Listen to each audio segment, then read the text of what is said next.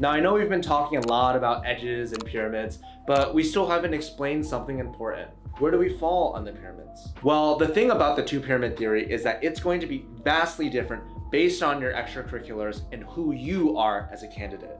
We might be really accomplished at the upside-down pyramid in some fields, for example, if you've written a book, but better at the upright pyramid in other cases. For example, if you've won a couple local competitions in debate.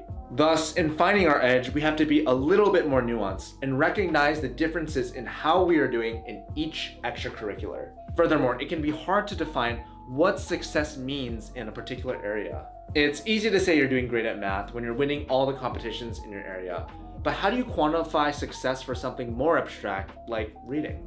Or something more self-driven like volunteering at a soup kitchen? For all of you who just got up to look for reading competitions or soup kitchen tournaments of champions, don't worry, there's a more sensible way to tackle this.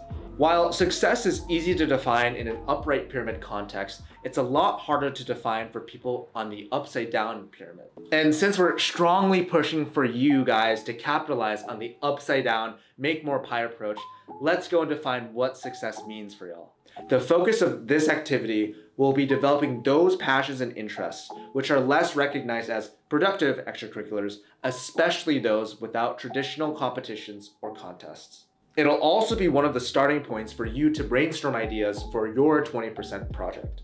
In this document, you'll see a table with a number of activities. This activity is going to be slightly different from listing off extracurricular activities. Why? Because I want you to include those activities which are not normally considered extracurriculars, especially those which are non-competitive. Play video games? Dress up in your own time in front of a mirror? Have a quarter collection you've been meticulously cultivating? Fold and fly paper airplanes in your room? Avidly read a book every 2 days? I want you to take all of those ideas and write them in the following table.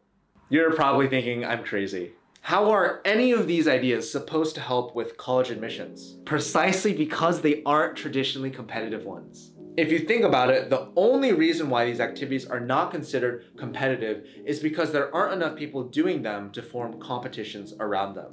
It's the very non-orthodox nature of these activities that gives the 20% project its unique power. In fact, the most unique and successful projects combine multiple edges together, like astrophotography and physics, to create a double edge.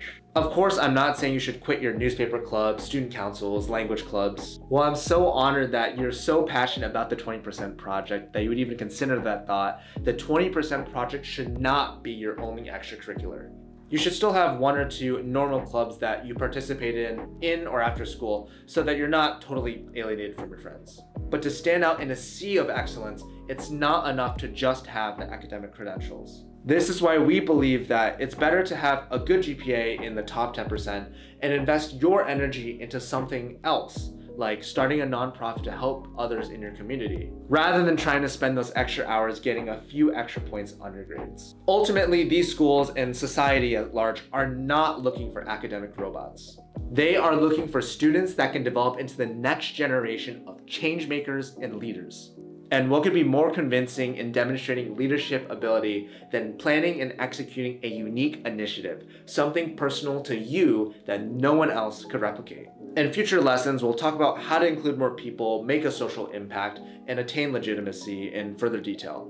But for now, let's focus on the 2 things that can't be changed: your interest and how unique they are. In the table for this activity, you'll see 5 columns. First, the activity or interest. Second, the specific memory of this interest. Third, how much time you spent on this activity. Fourth, how passionate you are about this activity. And finally, how common and unique this activity is. I think all of these columns are self-explanatory, except for the second one. When we say a specific memory, we mean try to remember the key or pivotal moment that got you interested in this particular activity. For example, for Kevin in breakdancing, he got hooked after watching Step Up 2. That was his turning point. He wanted to learn this one specific move, the windmill, and was thus inspired by breaking through film. Be honest to yourself when you fill out this table and keep it close because we'll be referring back to it in future lessons.